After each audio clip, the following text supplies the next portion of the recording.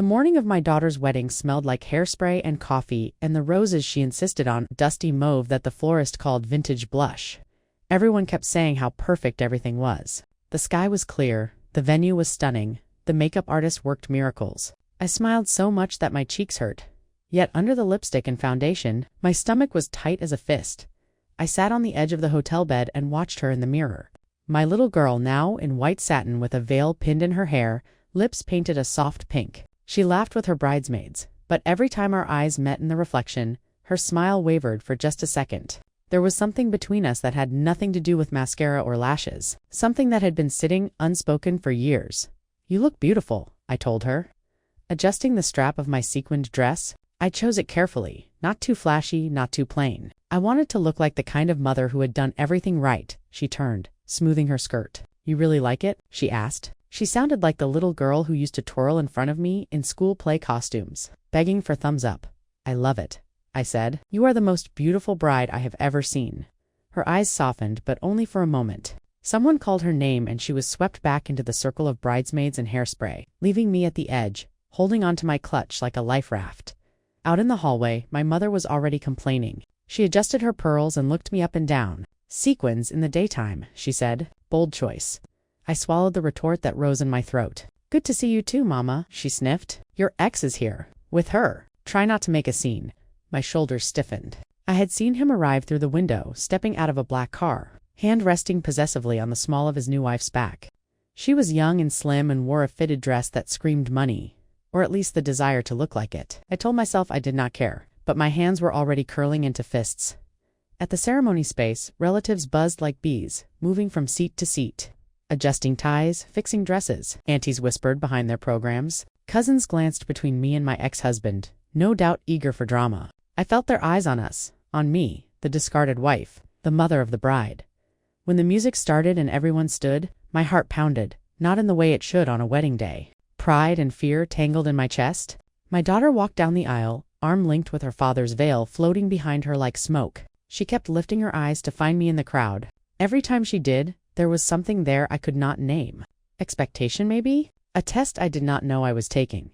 I clapped when they kissed. I smiled at the photos. I played my role. Yet through every toast and every staged picture, I had the sense of standing on a cliff edge, waiting for the ground to crumble under my feet. I told myself I was being dramatic. Today was about love and joy and fresh starts. My unease was nothing more than sentimentality. That was what I told myself again and again.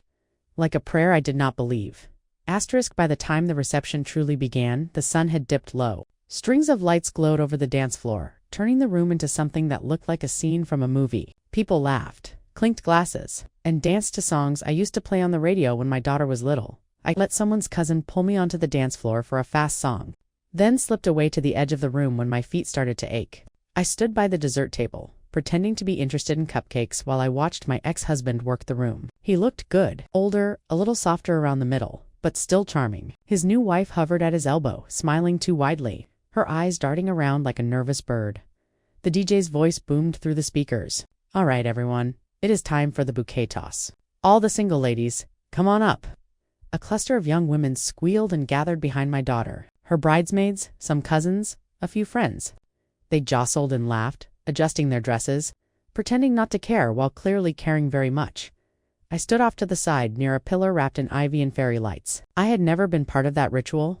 When I got married, I was already pregnant, already planning, already too serious. There had been no playful toss for me, no superstition about who might be next. My daughter took the bouquet from the table. Up close, I had seen how carefully it was arranged, roses and eucalyptus and tiny white blossoms tucked in between. She turned, lifting the bouquet, then paused. Slowly she turned further until she was facing me. The room shifted. It was subtle at first, just a slice of silence cutting through the music. Conversations faltered. People turned their heads. Her eyes found mine. There was a question there. A challenge? A plea? I could not tell which. Instead of tossing the bouquet over her shoulder into the giggling crowd, she walked forward. Each step sounded louder to me than the bass from the speakers. One bridesmaid whispered something, and then all of them fell quiet. Watching, she stopped just in front of me, close enough for me to smell her perfume. It was the same scent she used in high school, the one she had begged me to buy after smelling it in a magazine sample. Vanilla and something floral, warm, and familiar. "This is for you," she said. Her voice carried easily. People sighed and smiled, some of them already lifting their phones to record the sweet moment. She held the bouquet out and then, with a small jerk of her wrist, tossed it toward my chest. I caught it automatically, my hands closing around the stems. The room erupted into cheers and whistles. Someone shouted, "She is next," and laughter followed. The DJ chuckled into the microphone. A twist on tradition, we love to see it. I forced a smile and held the bouquet up like a trophy, but something was wrong. The weight was off. There was a hard, awkward lump near the base of the stems. My fingers brushed against it and a chill ran up my spine. I laughed at the cousin who joked that I should look for a new husband tonight, then murmured something about the restroom and slipped out of the hall. My heart beat fast as I walked alone down the corridor, away from the lights and music, carrying the bouquet like a secret. Asterisk. In the restroom, the bright lights were unforgiving. I set the bouquet on the counter, my reflection staring back at me in the mirror. Mascara, lipstick, sequins, a carefully curled hairstyle. I looked like a woman who had everything under control. My hands betrayed me. They were shaking. I checked the stalls to make sure I was alone, then locked myself in the last one. The bouquet shed petals as I unwrapped the ribbon. I peeled it back and pushed aside the stems until I felt it smooth and stiff. A folded piece of paper taped to the flowers. For a second, I just held it. The paper felt heavier than it should. It had my name on it in my daughter's handwriting. Mom. I sank onto the closed toilet lid, the fabric of my dress scratching the back of my thighs, and unfolded the note. Mom, please read this alone and completely before you react.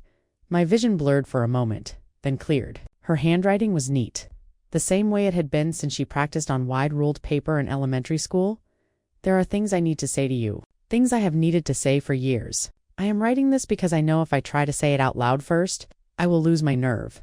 You always taught me that today would be one of the most important days of my life. I do not want to start this new life with lies or missing pieces. There is so much I do not understand about you, about me, about our family. The words, lies, and missing pieces dug into me, like tiny hooks. You did not tell me the truth about where I came from. You did not tell me the truth about what I grew up watching. You did not tell me the truth about what I might have to live with in my own body. I stopped breathing for a moment. It felt like someone had cracked the stall door open and caught me sitting there, exposed. I know more than you think I do. I have known for years. I have carried it alone because I was waiting for you to trust me with the truth. Since you have not, I am choosing this moment to bring everything out into the open. My heart thudded. I could hear faint music through the walls, bass and laughter seeping in from the reception. It felt distant, like it belonged to another world. After you finish reading this, if you are willing to actually talk, really talk, meet me in the small side lounge by the terrace. In 20 minutes, if you do not come, I will understand that as your choice. I love you. That has never been the question. The question is whether you love me enough to stop hiding. My hands trembled so hard that the paper rattled.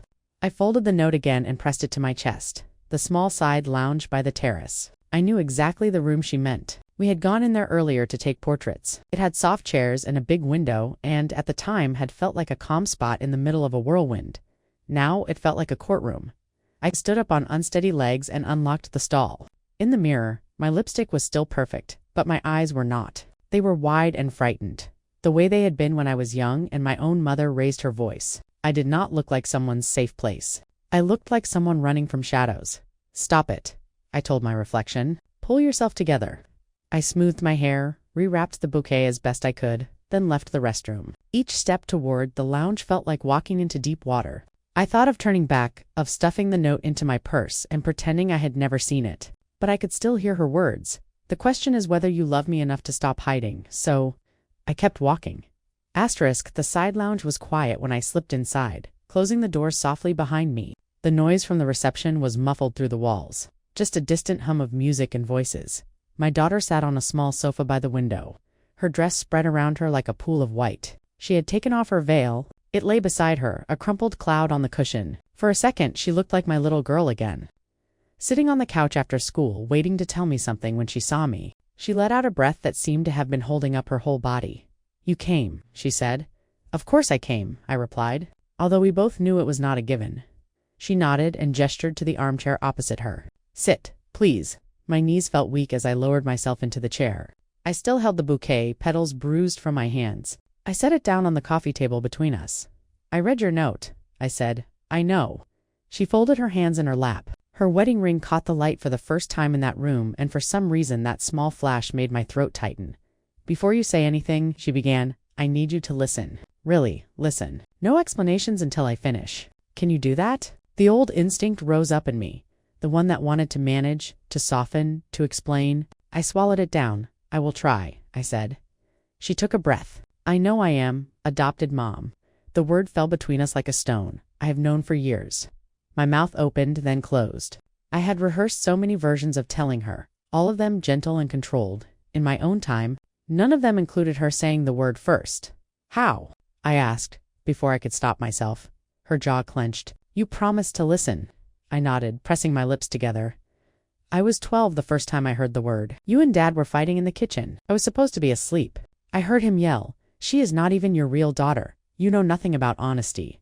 I felt myself go cold. The memory rose up, vivid. The slam of a cabinet door, the sting of his words, the hot shame that had followed. I had convinced myself she was asleep that night. I waited for you to come to my room the next day, she continued. I thought you would sit on my bed and tell me everything, because that seemed like the moment when you had to, but you never did. You just made pancakes like it was any other Saturday, and I pretended to believe it. Guilt tightened around my throat like a rope. I looked through drawers after that, she said. When you were at work, when Dad was in the garage, I found papers. Your name, another woman's name. The word adoption stamped in official ink. I stopped after that. I did not need more proof. I just needed you. Her voice cracked on the last word.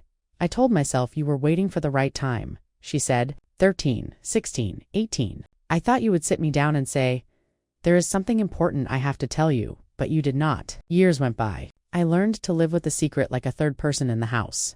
Tears burned my eyes, but I did not let them fall yet. They felt like the easy way out. I came here today ready to marry the man I love, she said. I want a family with him. Children, maybe? And I realized I could not keep building a life on a foundation where I do not even know the truth about my own. I will not repeat the same pattern. Her eyes found mine. They were calm and fierce at the same time. I am not angry that I was adopted, she said. I am angry that you did not trust me with the knowledge of my own life. You made my story into something you controlled instead of something we shared. The words hit me harder than any slap my ex-husband ever gave me. I thought I was protecting you, I whispered. From what? She asked. From knowing that you chose me? Because that is what adoption is, right? A choice, love, sacrifice. Those are not things I needed protection from. What hurt was not knowing why you were so afraid to tell me. A tear finally slipped free and traced a path down my cheek. I wrote the note, because if I tried to say this in public, on the microphone, it would have become a spectacle, she said. I did not want to humiliate you. I wanted to invite you one last time to be honest with me. If you had not come, I would have heard that answer clearly.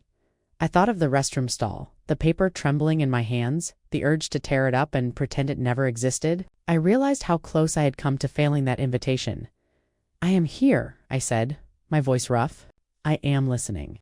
For a moment, we just looked at each other, two women with the same eyes and different histories, sitting in a borrowed room while the party carried on without us. She shifted on the sofa, the fabric of her dress whispering against itself. When she spoke again, her voice dropped, as if what she was about to say weighed more. I want to talk about Dad, she said. My stomach clenched. What about him? She gave me a look. You know, the room seemed to narrow. The air felt thicker. For years, I had treated those memories like fragile glass, carefully wrapped and hidden. Now she was unwrapping them with steady hands. I remember the fights, she said. You two always thought you could argue quietly. But houses are not that big, Mom. Doors are not that thick. I swallowed. The taste of old fear rose in my throat.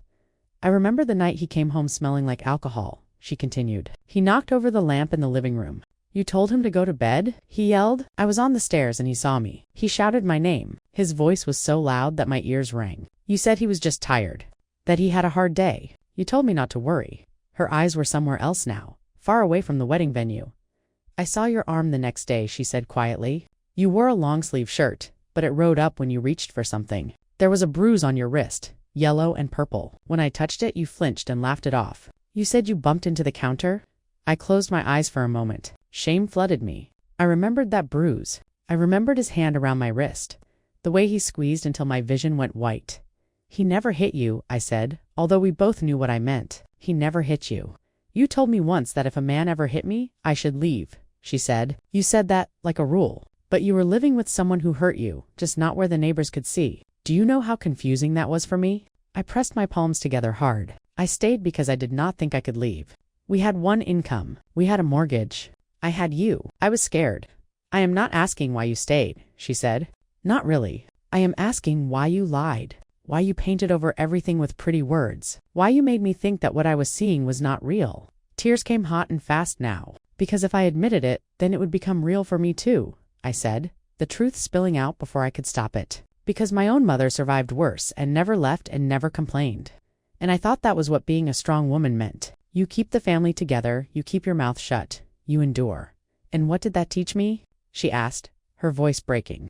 That love means swallowing pain. That marriage is surviving, not thriving. I almost married someone like him once before Ethan. Her husband's name broke through my haze, and I looked up, alarmed.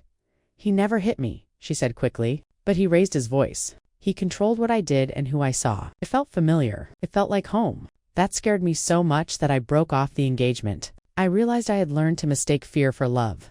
I felt sick. You did your best in a terrible situation, she said. I know that. I am not blind to how hard you worked, how much you sacrificed. But you cannot pretend that your silence did not shape me. You cannot hide behind good intentions forever. Her words were not a knife. They were a mirror. I saw myself clearly in it, not as the martyr I had always cast myself as, but as a woman whose fear had rippled outward into the life of the child she loved. I am sorry, I said, the words inadequate and small. I thought if I could just get us through until you were grown, it would be better. I thought shielding you from the details would protect you. It did not, she replied. It left me alone with suspicions and no language to name them. It made me think I was crazy for noticing. We sat in the heavy silence that followed, the air thick with the ghosts of slammed doors and hushed apologies from years ago. Outside, the DJ played a slow song. Somewhere, people clapped. It was like listening to someone else's life. My daughter wiped under her eyes carefully, mindful of the makeup. The movement was so practiced that it hurt to watch. How many times had she cried in front of a mirror without me knowing? There is another part, she said. About where I come from. My chest tightened. Your adoption? Yes. She took a breath. I met her. My biological mother. The world seemed to tilt. You? What? A few months ago, she said. I requested my records. I did the paperwork. I waited. They gave me enough information to find her. We met at a cafe downtown. Neutral ground. I pictured my daughter sitting across from another woman. One I had only ever thought of on paper. A woman with my daughter's eyes or nose or smile. Bile rose in my throat. You went alone? I asked, hearing the edge in my own voice. She shook her head. Ethan came with me. He sat at another table so I could talk freely, but he was there. I let out a breath I did not know I was holding. She looks like me, my daughter said softly. Older, of course, but same chin. Same way of talking with our hands. She cried when she saw me. She said she had dreamed of that moment for 25 years. Pain pricked the back of my eyes. What did she tell you? She told me why she gave me up, my daughter replied. She was young, broke, alone. Her family was not supportive. She loved me, but she felt she could not give me what I needed. Then she told me about you. I steadied myself. She said you were kind and determined, my daughter said. That you wanted a child more than anything? That you promised you would give me the stable life she could not. She said she felt peace when she signed the papers because she believed I would be safe with you. I pressed my hand to my chest. That part, at least, matched what I had told myself all these years. But she also said, my daughter continued, that part of the adoption agreement was that she could never contact me. Not a letter, not a card, nothing. If I wanted to find her one day, that would be my choice. But the rule was clear. No contact from her side. I nodded slowly. Yes, that was part of it. Was that your idea? She asked. The room seemed to grow smaller. It was a suggestion from the agency, I said. They said it would be easier for the child, less confusing. No blurred boundaries? I agreed. I wanted to protect you. She tilted her head, eyes narrowing slightly. Did you want to protect me? Or did you want to protect your place as my only mother? The question hit like a punch. I was afraid, I admitted. Afraid that if she called or showed up or sent letters, you would look at her and realize I was not enough. That I was just the woman who came second. I thought if I could keep things simple, if I could be your only mother, I could give you a clear identity. I did not want you torn between two worlds. Torn between two worlds is exactly what I felt, she said. Except it was not because of her. It was because of what you hid. I had one world where you raised me and told me nothing. And another world I had to piece together through overheard arguments and documents I was not meant to see. She leaned forward. Do you know what she said to me? My daughter asked. She said she used to write me letters every year. She never sent them. She kept them in a box. She said if the adoption rules had been different, she would have mailed them. But the agreement said she could not, and she wanted to respect your wishes. Her voice wavered. She had a box of unsent love letters for me, Mom. I felt something crack inside my chest. I do not regret adopting you, I said. Not for a single second. But I regret agreeing to that clause. I regret letting my fear of being replaced silence another woman's love for you. I told myself I was shielding you from confusion. Really, I was protecting my own insecurity. She let that sit between us for a moment, absorbing it. She said she forgives you, my daughter added quietly. She said she is grateful that you gave me a good life, but she also said she hopes you will tell me the truth one day. She did not want you to become the villain in my mind, she said. Your mother did what she thought was best from where she stood. I closed my eyes. She is more generous than I deserve. She is still my biological mother, my daughter said. You are still my mother. This is not a competition for me. It never was. It became one because you refused to let me see the whole picture. The ache in my throat made it hard to speak. I did not know how to share you. You did not have to share me, she replied. You just had to share the truth. That is what I needed. Silence stretched for a while, heavy but not empty. I thought that maybe we had touched every wound there was. I should have known better. There is one more thing, she said, rubbing her thumb over her wedding ring. About my health. My stomach nodded. I knew exactly where this was heading. I had always known this conversation would come someday. I had hoped that someday would never arrive when I went in for my physical before the wedding. She said, the doctor asked me for my family medical history. I gave them what I had on file from my adoption records. They noticed something. A note about your genetic heart condition. My hands clenched on my knees. They asked me if I knew about it, she continued. I told them no. I thought there was a mistake. I called you after that appointment. Do you remember I did? She had called, voice bright, talking about blood work and pre-wedding checkups. I had answered questions vaguely, sidestepping. I remembered my chest tightening as she asked if there was anything important she should know. You told me there was nothing major, she said. You said, just the usual stuff. High blood pressure here, diabetes there. Nothing you need to worry about. Shame crawled over my skin. The doctor suggested I request full records, she said. So I did. I read them. I found the notes about your cardiomyopathy, the fact that it is genetic, the fact that it can be passed down. Her eyes were steady on mine. I found out from paperwork that I might have inherited something serious from you. I wanted to tell you, I said, my voice small. I was going to tell you when the time was right. She laughed once without humor. The time was right when I was a teenager, and again when I started birth control, and again when I started training for that marathon in college. There were a lot of right times you skipped. I flinched. I did not want you to live in fear of your own body, I said. I did not want to burden you. I already felt like your life was carrying so many complicated pieces. I did not want this to be another weight. It is my body, she said. My future, my potential children. I deserve to know what I am walking into. That is not a burden. That is my right. My heart pounded in my chest, the irony not lost on me. The same heart that might have betrayed me was now betraying me again. I was scared, I admitted. The diagnosis, the pills, the checkups, the possibility of surgery. I was barely dealing with it myself. Telling you would have meant admitting I am not invincible, that I am not the strong, unbreakable mother you thought I was. I never needed you to be invincible, she said, her voice softening just a fraction. I needed you to be honest. She took a breath. The doctors want to run tests on me now. They want to check my heart, monitor things. Ethan has been amazing. He has gone to appointments with me. He holds my hand. But every time we sit in that waiting room, I think, my mother knew about this and did not tell me. Tears spilled down my face, hot and unrelenting. I did not wipe them away. You could have told me in 100 different ways, she said, sitting at the kitchen table in the car on a walk. Instead, I found out through medical records like a stranger. Do you know how that felt? Yes, I whispered. No. I mean, I can imagine. But I am sure it felt worse than anything I can imagine. We sat there, the truth of it between us. My pattern had repeated itself. Hiding hands that hit. Hiding women who loved her. Hiding a heart that faltered. Each secret wrapped carefully in good intentions and fear. I thought love meant keeping you from pain, I said, my voice shaking. I see now that all it did was leave you alone with it. It also taught me something, she said quietly. It taught me to fear the silence more than the truth. The realization cut deep.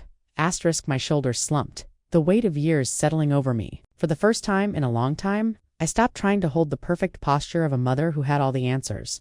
I want to know something, she said, leaning back against the sofa. Not as your child, but as another woman. What was it like for you, really? Not the version you used to tell at family gatherings. The real thing? No one had asked me that in years. Maybe ever. I took a breath. I was 27 when I adopted you, I said. Single. My mother called it desperate. She told me I was making a mistake, that no man would want me if I already had a kid. I knew she was wrong, but her words stuck. My daughter listened in silence, eyes on my face. I grew up in a house where my mother's approval was something you earned. I went on. There were no hugs, no apologies, just comments about my weight, my grades, my choices. I learned very early that if I wanted love, I had to be useful, quiet, perfect. I pictured my mother in the hallway that morning, judging my dress. It was a straight line from then to now. When I adopted you, I promised myself that your life would be different, I said. You would have stability, security, everything I did not have. I thought that meant you needed a proper family, a father, a house, a picture people could look at and say, now that is a successful life. So you married Dad, she said. So I married your father, I agreed. He was charming, funny, good-looking. He wanted me and he wanted you. At least at first, I thought I had one. I thought, this is it. This is the family I never had. The memories came in a rush. The early days of laughter and late-night talking, slowly shifting into criticism and slammed doors. When he started showing his temper, I told myself it was stress. I said, when he grabbed my wrist the first time, I told myself it was a one-time thing. When the yelling became normal, I told myself at least he never hit you. I clung to that. I thought if I could shield you from the worst of it, then I was doing my job. But you were not shielding me, she said softly. You were just pretending. I know that now, I said. At the time, I felt like I was juggling knives in the dark. I worked extra shifts to make sure we had enough. I paid bills, handled school meetings, cooked dinners. I was exhausted all the time. The idea of opening up messy conversations about adoption, abuse, illness, it felt like more knives. I did not think I had the strength. I met her eyes. So I went back to what I knew. Silence, pretending holding it together so no one could say I had failed. That is what my mother did. That is what her mother did. In my mind, that was what strong women did. They endured quietly. Her face softened as she listened, though pain still shadowed her eyes. But I did not need you to endure quietly, she said. I needed you to sit on my bed when I was 12 and say, you are adopted and that means this, and I love you. I needed you to say what you heard last night was real, and it was not your fault, and we are going to figure it out. I needed you to tell me. My heart is not perfect, and I am scared too, but we will face it together. Her voice grew thick. I did not need you to be perfect. I needed you to be present. The words lodged themselves in my chest. I thought I was giving you the life I never had. I said, I see now that in some ways I gave you the very things I was trying to escape. Different packaging, same silence.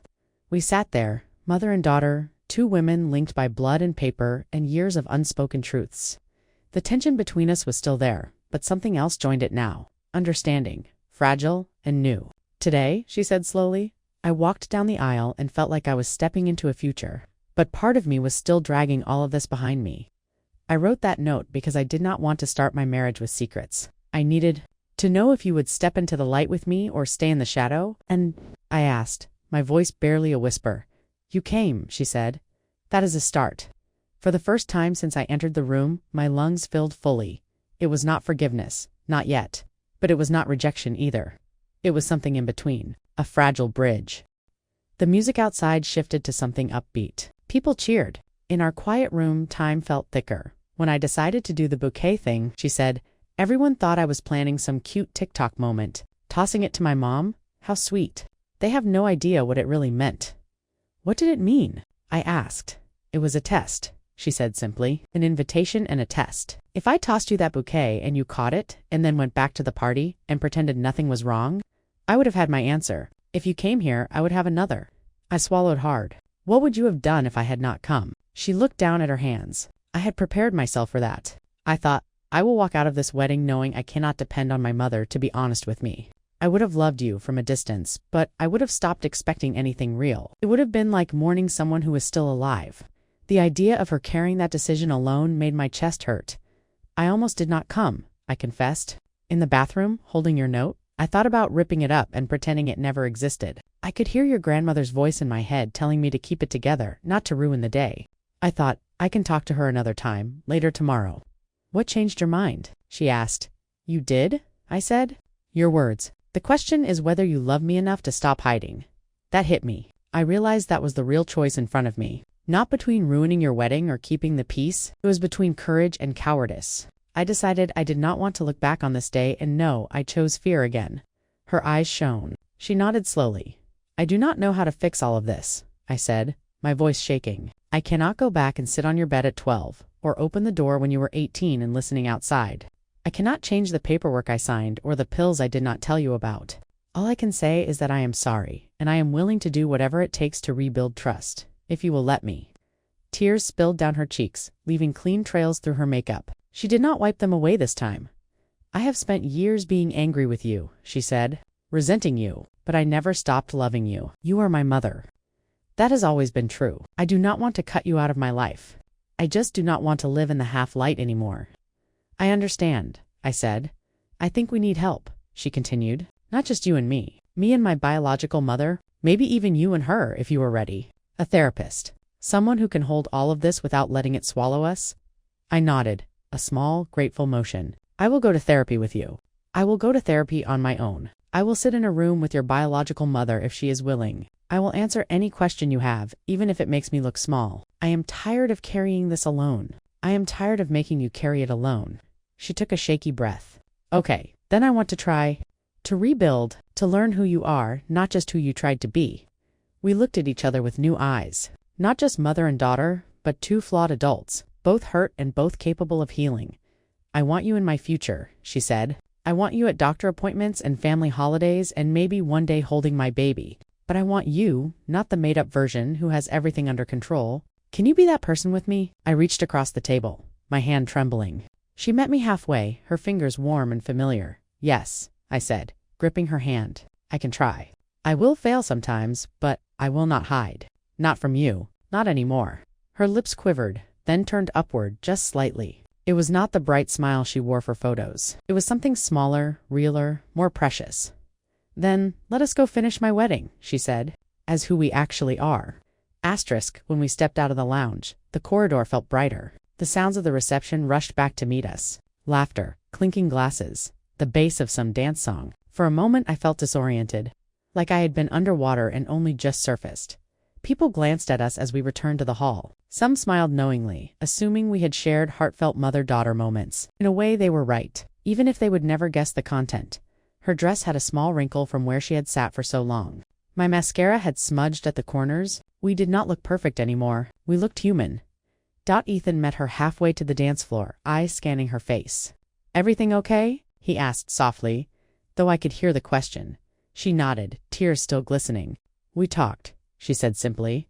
He looked at me then. For the first time, I saw not just my son-in-law, but the man who had sat in waiting rooms with her, who had watched her read adoption files, who had held her hand while my secrets unspooled. Thank you, I said to him. The words heavy with meaning. He nodded once. Thank you for coming back with her, he replied. Equally loaded. The DJ announced the father-daughter dance. My ex-husband took her hand and led her to the floor. I watched them move together under the warm lights, his face softer than it had been in years. There was a time when seeing them like that would have filled me with complicated jealousy. Tonight it felt strangely peaceful. He caught my eye once across her shoulder. Something passed between us. Not reconciliation, not apology, just acknowledgement. We both knew the part he had played. We both knew I had played mine too. After their dance, my daughter took the microphone. The crowd quieted. She cleared her throat, voice steady. I just want to say something, she said. Thank you all for being here today, for loving us, for celebrating with us. I feel very blessed. I stood at the edge of the dance floor, heart racing, wondering how much she might reveal. She met my gaze and gave a tiny, reassuring smile. I also want to thank my mom, she said, looking toward me. Conversations hushed further. She has been my anchor even when the waters were rough. We have not always had an easy relationship. We are both strong and stubborn and human. But today, I am grateful that we can stand here, not as a perfect family, but as a real one. I love you, Mom. My throat closed up. People turned and clapped, some of them wiping their eyes. They saw a family moment. They did not know it was also a truce. Later, when the official things were done and the party loosened, she came to me with her bouquet, the same one that had carried the note that changed everything. The stems were frayed now. Petals had fallen. It looked a little tired like the rest of us here, she said, offering it to me again. I laughed softly. Another secret inside. She shook her head. No secret. Just flowers this time. I hesitated, then took it. The weight felt different now. Not like a bomb waiting to go off, but like a reminder of what we had survived. Keep it, she said. Press the flowers if you want. Remember that today was not just my wedding day, it was the day we started telling each other the truth. My eyes filled with tears again. I will, I whispered. As the night wore on, we danced together to a slow song. No spotlight, no announcement, just the two of us swaying near the back of the dance floor. Her head rested lightly on my shoulder. I could feel her heartbeat against my chest, strong and steady. I talked to her, she murmured. My biological mother. I told her I want her in my life. I also told her I want her to meet you one day. When we are ready, my heart skipped. Fear surged, then settled. I will be ready, I said. Maybe not all at once, but I will be there. She nodded, her hand tightening around mine. We will do it together. No more secrets. When the night finally ended and guests began to leave, she pulled a single white rose from her bouquet and pressed it into my hand. This one had no note taped to it. No hidden truth. Take this one too, she said. For the road, I walked out of the venue into the cool night air, the sky clear and full of stars. In one hand, I held the bruised bouquet, in the other, a single perfect rose. My heart was still flawed, still beating its uncertain rhythm. My past was still messy. My motherhood was still complicated. But for the first time, I felt something like peace. My daughter was starting her new life with honesty. I was stepping into the rest of mine with the same commitment. No more notes hidden in flowers. No more waiting for the right time. From now on, there would be hard conversations at cluttered tables, awkward truths spoken in cars, and doctor visits attended together. We could not rewrite the story we had already lived, but we could choose how to write the next chapters, with fewer secrets and more light. And that, I decided, was its own kind of happy ending.